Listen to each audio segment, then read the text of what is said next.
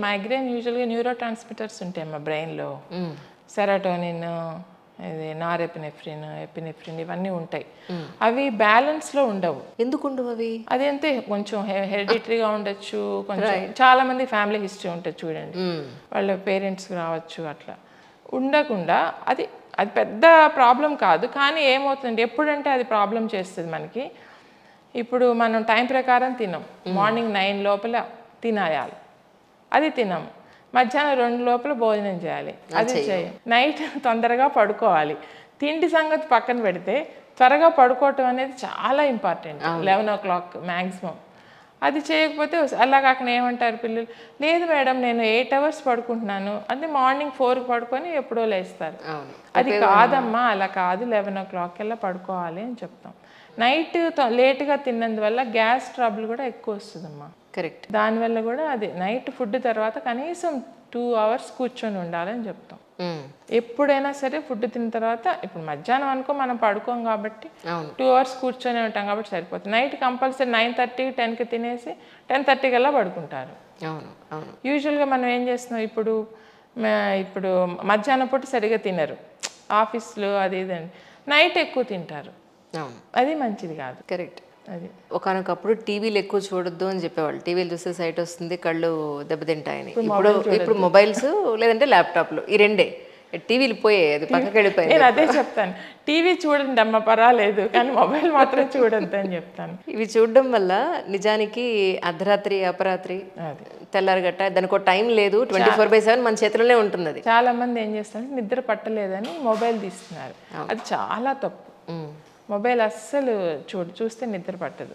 కావాలంటే చిన్న మ్యూజిక్ పెట్టుకోవాలి, అది స్లోగా వింటే అదే నిద్ర పడుతుంది. అంతేగాని అసలు నిద్ర పట్టలేదు మొబైల్ పట్టుకుంటే అస్సలు నిద్రే రాదు. అవును, అది మాత్రం కరెక్ట్. కానీ దీనివల్ల కంటి నరాలు ఏ విధంగా దెబ్బతింటాయంటే ఎలా, ఏం చెప్తారు మ్యామ్? ఎందుకంటే ఇప్పుడు పిల్లలకి ఇది చూడకండి, దీనివల్ల ఇది నష్టపోతారంటే, మేము స్క్రీన్ చూస్తే కళ్ళు ఎలా దెబ్బతింటాయి, అందులో ఉన్న లాజిక్ ఏంటి చెప్పని అడుగుతున్నారు. సో అలాంటి వాళ్ళకి ఏం చెప్తారు? అంటే మొబైల్ చూస్తున్న వల్ల ఇప్పుడు నాకు కంటి నరాలు అంత పెద్ద అది అంటే స్ట్రెయిన్ అవుతాయి, దానివల్ల వాళ్ళకి హెడేక్ వస్తాయి. తర్వాత హెడేక్ అయితే కంపల్సరీ, మైగ్రేన్ ఉన్న వాళ్ళకి హెడేక్ వస్తుంది. లేట్గా పడుకోవటం వల్ల, స్క్రీన్ టైం ఎక్కువ అవటం వల్ల 100% మైగ్రేన్ ఉన్న వాళ్ళకి వస్తుంది. మైగ్రేన్ లేని వాళ్ళకి కూడా ఎక్కువసేపు ఆ లైట్కి ఎక్స్పోజ్ అవటం వల్ల హెడేక్ వస్తుంది. ఇంకోటి ఏంటంటే సీజర్స్ ఉన్న వాళ్ళకి, ఫిట్స్ అట్లా ఉంటాం కదా, అలాంటి వాళ్ళకి అది ఆ లైట్ అస్సలు మంచిది కాదు. వాళ్ళకి అదే చెప్తాను నేను, సీజర్స్ ఉన్న వాళ్ళకి అస్సలు అది అవాయిడ్ చేయండి అని చెప్తాను. రైట్. ఎస్పెషల్లీ మన లైట్ అన్నీ ఆఫ్ చేసుకొని ఆ లైట్ చూస్తే ఇంకా అసలు ఎక్కువ. అవును, ల్యాప్టాప్స్ ఒళ్ళో పెట్టుకోవద్దు అని ఎంత చెప్తున్నా వాళ్ళు ఒళ్ళోనే పెట్టుకుంటున్నారు. ఫెర్టిలిటీ ఇష్యూస్ ఇప్పుడు మనకి 50% అబవ్ ఉన్నాయండి. సో ఒక ల్యాప్టాప్ ఒళ్ళో పెట్టుకోవడం వల్ల, లేదా ఒక ఫోన్ పాకెట్లోనో, పైన పాకెట్లోనో, సైడ్ పాకెట్లోనో వేసుకోవడం వల్ల ఒక నర్వ్ ఎలా దెబ్బతింటుంది అని మీరు జనాలకు ఏం చెప్పదలుచుకున్నారు ఈ సందర్భంగా? అంటే ఇప్పుడు ఇదంతా రేడియేషన్ కదమ్మా, ఎలక్ట్రిసిటీ, రేడియేషన్ ఇవన్నీ. అంటే ఎలాగైనా సరే ఇప్పుడు ఒక లైట్ పక్కన కూర్చుంటే కొద్దిసేపటికంతా వేడి, అదే same. Oh my god. So better to, చాలా సింపుల్గా తేల్చేశారు. రైట్. సో సాధ్యమైనంత వరకు దాన్ని అవాయిడ్ చేయాలి. అంటే అవాయిడ్ చేయడం అంటే వాళ్ళ నేచర్ ఆఫ్ వర్క్ అది అయినప్పుడు ఒళ్ళో పెట్టుకోవద్దమ్మా, ముందు పెట్టుకో. రైట్. అది ఇప్పుడు ఈ మధ్యకాలంలో ప్రతి ఆల్టర్నేట్ ఫ్యామిలీలో ADHD అండ్ ఆటిజం అనేది చాలా ఎక్కువగా చూస్తూ ఉన్నాం. నిజానికి ఒక నార్మల్ బ్రెయిన్ ఎలా ఉంటుంది, ADHD లేదు అని అంటే ఈ ఆటిజం ఉన్న బ్రెయిన్ ఎలా ఉంటుంది మ్యామ్ లోపల, అంటే ఏమని చెప్తారు సైంటిఫిక్గా? అంటే బ్రెయిన్ స్ట్రక్చర్ నార్మలే ఉంటుందమ్మా. వాళ్ళకి MRIలే తీస్తే నార్మలే ఉంటుంది. ఓకే. సో కనెక్షన్స్ డిఫరెంట్గా ఉంటాయి. మెయిన్ అదే. ఇప్పుడు బ్రెయిన్ అంతా కనెక్షన్స్ ఆఫ్ మల్టిపుల్ కనెక్షన్స్. ఒక నర్వ్ ఇలా ఉండాల్సింది ఇలా ఉంటే చాలా. Oh my god. అది కనెక్షన్స్ వల్ల అది we can't find out in MRIs కదా. కొన్ని ఇంకో ఫంక్షనల్ MRIs అని, ఇప్పుడు కొంచెం ట్రాక్టోగ్రఫీ అని కొత్తగా వస్తున్నాయి. ఇప్పుడు మామూలుగా మన దగ్గర 3 Tesla MRI ఉంటుంది. అంతకుముందు 1.5, ఇప్పుడు 3కి వచ్చింది. ఇప్పుడు 7 Tesla కూడా వస్తుంది, ఇంకా ఎక్కువ టెస్లాలు కూడా ఉన్నాయి. ఓకే. సో వాటి వల్ల ట్రాక్టోగ్రఫీ అని చేస్తారనమాట. ఈ ట్రాక్ట్స్ అన్ని ఎలా వెళ్తున్నాయి, ఇట్లా దాన్ని స్ట్రక్చర్ అండి మామూలు నార్మల్ది అయితే ఎలా ఉండాలి, ఇదైతే ఎలా ఉండాలి, దాన్ని బట్టి మనం అదేంటి ఇంకా ఫర్దర్గా వచ్చేస్తుంది, ఇంకేం లేదు. అది కాకపోతే వచ్చినందువల్ల మనకి యూజ్ ఏంటి అని చూసుకోవాలి.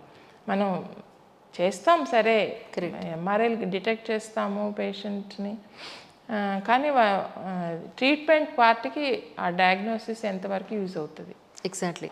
ఆటిజం వాళ్ళకి కానీ ఏడిహెచ్డి వాళ్ళకి కానీ జనరల్గా డాక్టర్లు ఒక టాబ్లెట్ ఇస్తారు వాళ్ళని కామ్ డౌన్ చేయడానికి.